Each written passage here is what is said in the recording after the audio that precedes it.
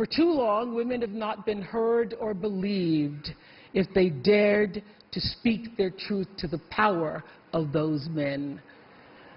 But their time is up.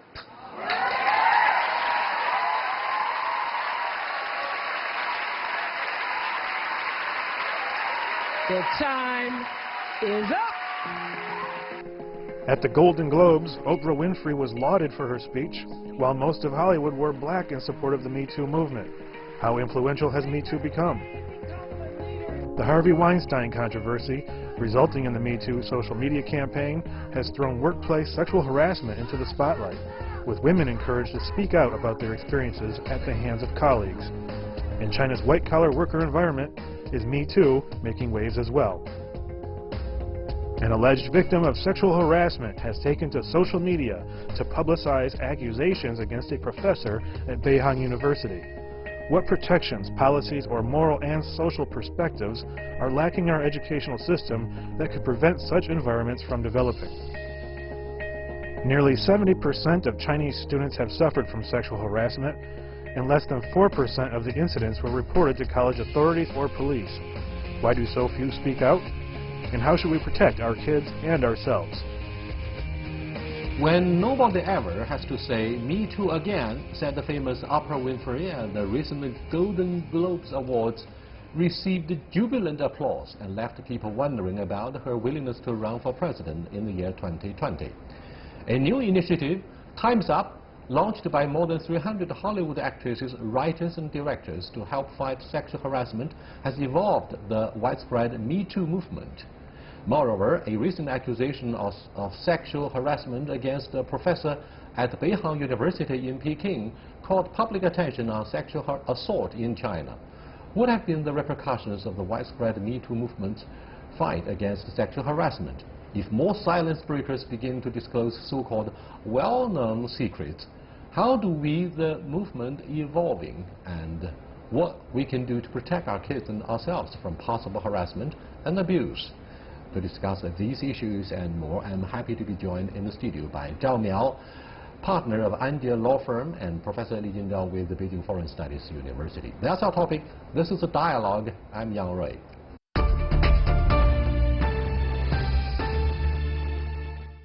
Welcome to Dialogue. Here is an issue about whether we should take a closer look at the issue of feminism or an ambitious woman running for presidency in the year 2020. Which one do you think is most interesting and carries more appeal to our international audience at this defining moment of Me Too movement? Thank you, first of all, for inviting me here to talk about this very important issue of sexual harassment. And it has become an international movement. It started from the United States, but for the next presidential campaign, I think it's too early to tell. Well, given the fact that Donald Trump has been a major target of criticism for his past history of sexual harassment, Oprah Winfrey may have a good opportunity to run against him. Do you think Oprah Winfrey has seized the opportunity and steal the spotlight about Me Too to pave the way for her presidential ambition? I don't think so. You don't think so? I don't think that was her intention. I don't think so either, actually. I went back to the background for why it kind of spread from sexual harassment discussion to president candidacy. Actually, it's more like a kind of accidental event there. She didn't intend it to actually pursue the next president election. But then, given her speech, it influenced a lot of people, and it's very inspiring, and then that helped her to gain credibility, and that kind of helped her to pave the way to actually run for the president election. Having said this, don't you think we live in an age of male chauvinism, and therefore for years and years gentlemen, males, have taken it for granted that their misbehavior regarding sexual harassment could be forgiven, right? And that's why this Me Too movement, starting from Hollywood, very quickly captured headlines around the world. Well, I think that's why the movement has evolved from Me Too to Time's Up. Time is Up speaks more directly to this power of patriarchy dominating international politics and also domestic politics. So when Oprah Winfrey says time is up, she is speaking about this patriarchal domination of power, both domestically and internationally. And so that's a very strong message. And John, do you think the Me Too movement is actually a continuation of the women's lib movement that broke out in the wake of the Second World War in Western countries? Wow. In the 1970s. In Women's 1970s. I would agree with that comment. I think it's a good start, and now it moves from Me Too to Time's Up. I think it's kind of a progress. That is the next stage of that movement. And overall, I think it helps to promote the awareness of sex equality and from the Western world, and also helpful to the Eastern world, like China. Men and women were born equal. That's perhaps a part of the Western philosophy and their belief one way or another. Isn't it a luxury for people, regardless of their gender, to have the same job and the same salary? What captured the media attention recently is the senior reporter at the China section of the BBC, her decision to quit because she quickly discovered that she was not paid as much as her male colleagues at the BBC. And do you think this has also fueled the dynamics of the current discussion about women's lib? Yeah, I think the anti-sexual harassment campaign is only part of women's anger pent up for years, because Hollywood industry is also famous for the gender inequality in terms of equal pay and equal job. Actually, these 300 women actresses and filmmakers, they should fight mostly for, they should have their priority on the equal pay and equal work. So I think the anti-sexual harassment campaign is just the beginning of women's desire and demand for gender equality in broader spheres, such as equal opportunities, equal promotion, equal salary. It is also an indispensable part of this movement for more of the civil individual liberty, starting from I Have a Dream, perhaps, by Reverend Martin Luther King. Having said this, males may have their grievances, despite the glow of male chauvinism for centuries in the world, be the Western or Eastern culture, because they complain. For example, there is a recent movement in France that is taking shape and gaining momentum, and those male fighters start to cry foul. They say, look, we should defend our own rights, and sometimes the males could also be abused, verbally or physically. So what do you think of this awareness about enjoying the same individual liberty, not just for the male, or not just for the female victims? I see your point, but I totally disagree with this recent open letter issued by over 100 French celebrities saying that this anti-sexual harassment is a kind of witch hunt. I do agree that men have the right to woo the women they like, they love, but I think any sensible adult man, they can tell the difference between loving a woman and respecting a woman and making advance of women by using and abusing their power. There is a clear line between quid pro quo sexual harassment and also just the expression of your admiration and your desire on equal footing. So I really don't think that this is a kind of denial of men's rights to voice their love, to express their love. And do you think it's high time?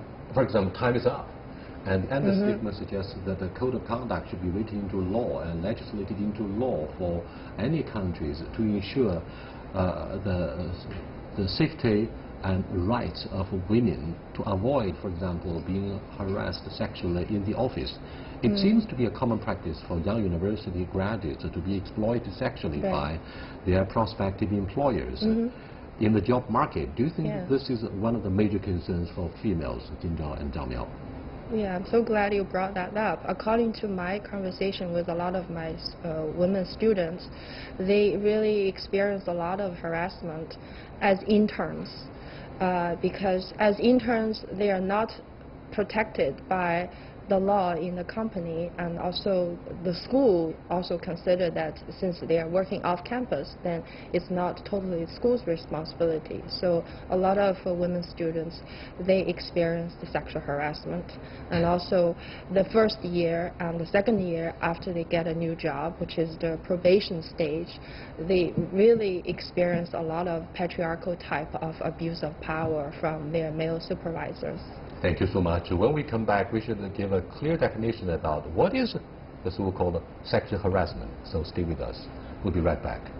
Welcome back, Jin Zhao and Zhao Miao. Let's look at the definition of sexual harassment, because if we are not careful enough, this definition might be abused or taken advantage by some of those who might be motivated by something very embarrassing, depending on the circumstances, of course. So what do you make of the definition that may be universally applicable?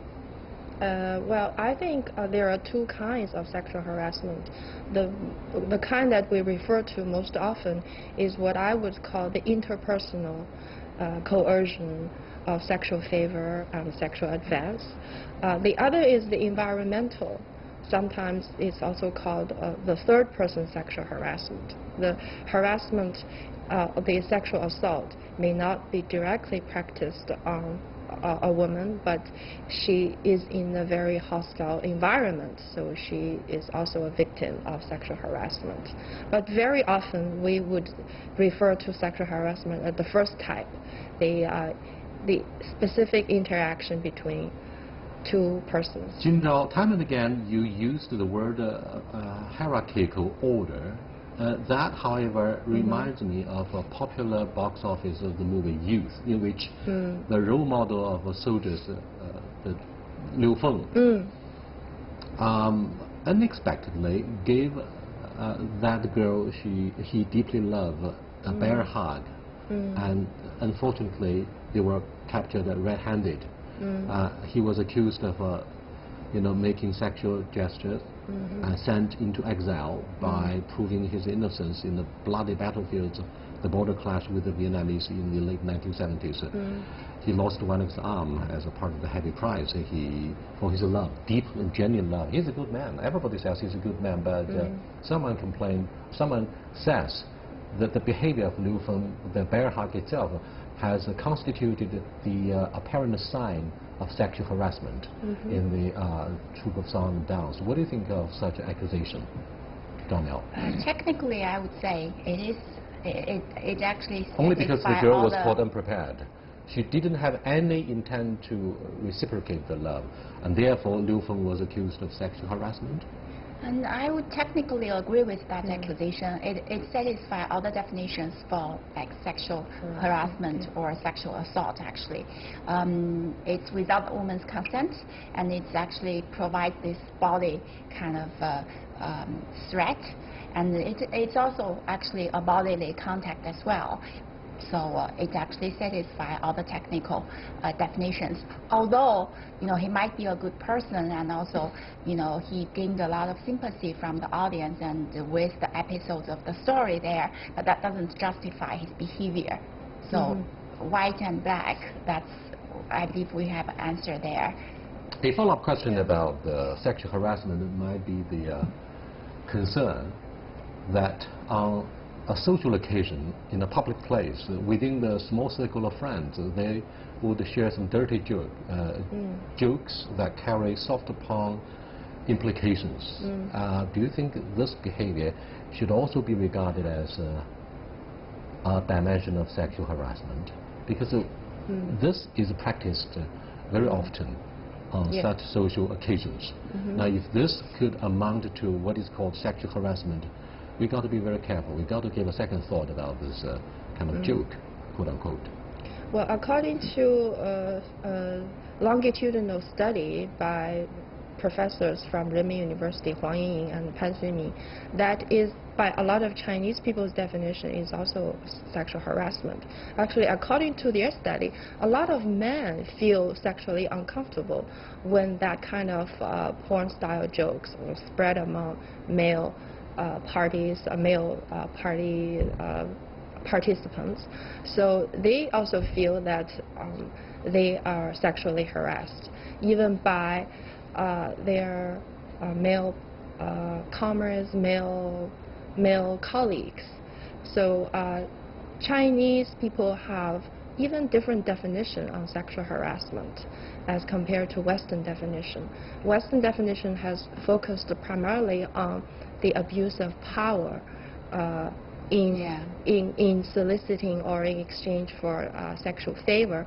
But in China, a lot of sexual harassment is felt actually more often among peers, and not just the opposite sex, but also same sex. And this has been studied, but not widely studied enough by many other professors and social activists in China. What do you think of the silent majority in the Chinese society? Because a recent poll suggested that those who were polled complained they were subject to sexual harassment to a large degree, and yet they chose to be silent. So what do you think of the issue of well-known secrets? And do you think what has been exposed is only the tip of a huge iceberg in the Chinese or Western society alike? I think in general, I would give the first comment as the situation in China, I would personally think it's much worse than that of the Western world. Much worse than in the rest of the world. Yeah, based on Why? my personal experience dealing with, potential clients there. Generally, I would say, like foreign invested companies doing business in China, they have more like a zero tolerance towards sexual harassment in office environment. Normally, when we have a whistleblower or we have a complaint, complaining like her manager or her male colleague actually may behave improperly, especially where it is suggesting sexual harassment. Normally, the company would definitely kind of provide disciplinary action against the male worker and even kind of discharge him. So it's really like zero tolerance, no matter what kind of rank or what kind of position this male worker is holding in the company. However, comparing with that of like private sector, the Chinese, invested company and also state-owned enterprises, I think it's more tolerated and the majority remains silent. The situation is worse, I would say. Yeah. And that's kind of the first comment based on experience dealing with clients, as a lawyer. And then in terms of overall, in the U.S., I think the iceberg is there, but their iceberg might be smaller than that of China. And even if we would generally say in the entertainment world, the tolerance for sex harassment is higher than the other like industries or factors, and even within the entertainment industry now, we see actually all this chain effect, seeing very famous actors or very famous kind of producers, they've been, taken away their jobs, their positions there. So that's really something more like a beacon of hope there in this front, I would say. Let's look at the performance of fashion models on the T stage. They catwalk, they appeal to the heart and mind of male viewers. Now, this kind of a thing reminds me of a popular assumption on the university campus. In Chinese, it says, 干得好不如嫁得好. You'd rather marry a wealthy husband instead of working diligently to win the favor and get promoted. Do you think this is also a kind of a gender discrimination in a very interesting way? Quietly, males have been taken advantage of by how you look instead of how hard and how capable you are, how hard you work and how capable you are. Yeah, this notion of 干得好, 不如嫁得好, and the sexual harassment, the prevalence of sexual harassment in China, at both in educational system and workplace, actually these two are connected. It's because of this discrimination against the women or gender inequality. So women at college are not supposed to be too smart, too talented, too capable. We never complain in China that you shouldn't be too rich. But for a girl, for a college woman, they always hear that, oh, don't be too talented, don't be too smart, don't be too successful, because it's no use. The society expects you to be smart enough to marry well, so that you will devote your energy, your expertise on raising your children instead of contributing directly to the society.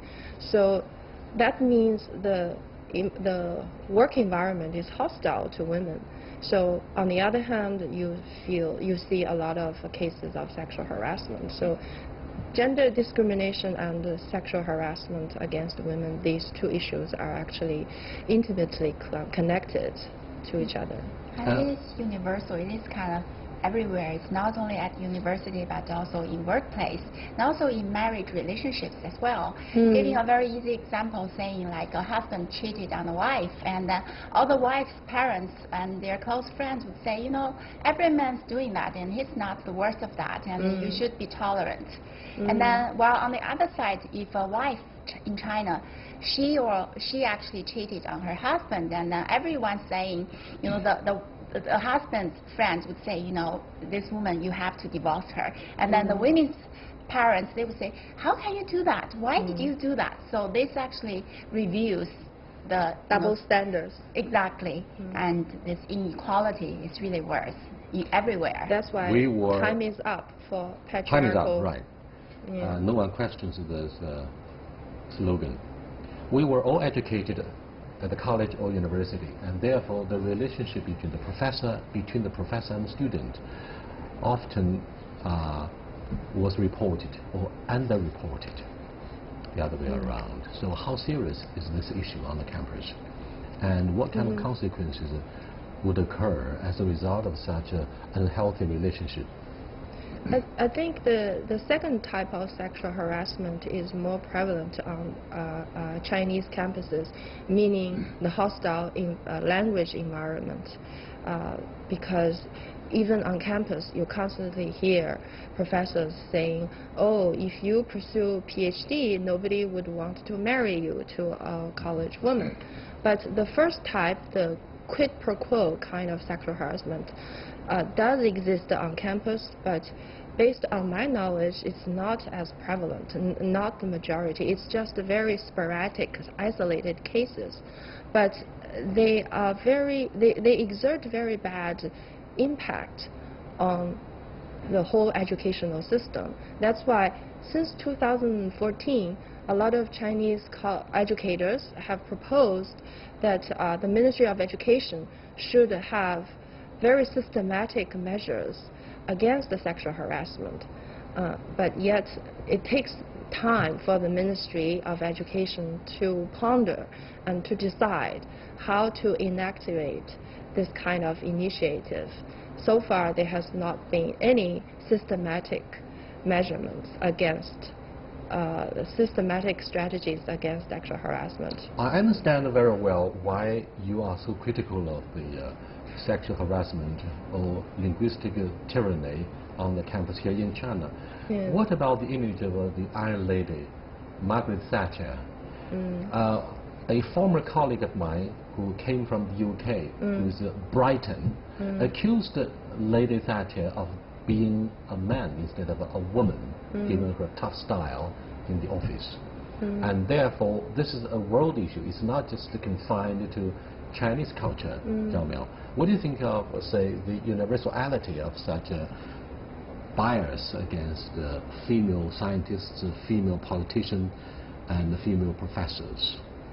I think it comes from the thousands of years of you know, the past history where the family or human beings are dependent on men to go out hunting and go out, you know, kind of, you know, the farming industry or the farming period in history. And then it probably takes time, or even 100 years, for that to change as well. Now with the high-tech or technology involvement, I believe female is now really physically and mentally capable of shouldering the same responsibilities and work with male. And based on that, over time, I think the inequality and everything is going to change as well. You know why the sea change will be made possible? Because of the advent of the artificial intelligence in the years ahead, right? So very quickly, do you both agree that we should have a very severe code of conduct in the office to prevent the males from making sexual advances? Yeah, I think. You think so? I think the Me Too movement and the Time is Up, these are not movements to educate women. These are actually movements to educate men. That be respectful, be sensible, know your difference between loving a woman and taking advantage, sexual advantage of a woman. I think every sensible man is capable of making that difference.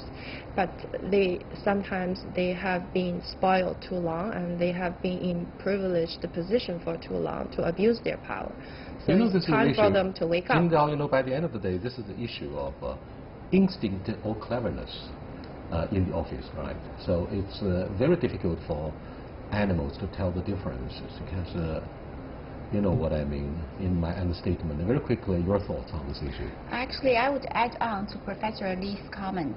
I think it's also educational to women as well, because potentially you might be very strong and, you know, kind of speaking up about and defending your own rights, but a lot of women, they choose to be silent, and this actually encourages them to, if not to stand up against the bad behavior, at least they understand there are women in the world who are suffering similar things, and then they know there are like brave women who speaks up, that provide kind of support to them, and over time it helps to build women up to be stronger and to speak up against that as well. As part of the conclusion of this very interesting and enlightening discussion about sexual harassment, will we keep this question open for the next discussion on dialogue about this universal issue of sexual harassment? Maybe time is up.